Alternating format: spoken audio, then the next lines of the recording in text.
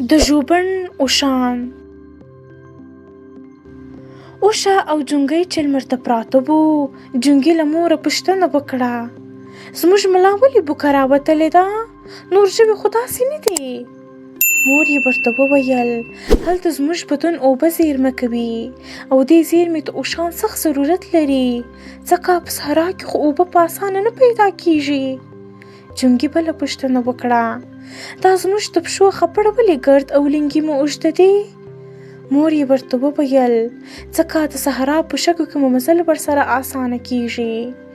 جونګي دریمه پوښتنه وکړه: زموږ باڼه ولې دومره غټ غټ دي؟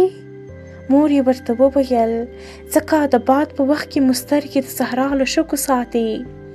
دغه وخت جونګي مور ته وویل: نو موږ چې پیدا د صحرا د سفر لپاره یو، بیا دلته په ژوبڼ کې څه کوو؟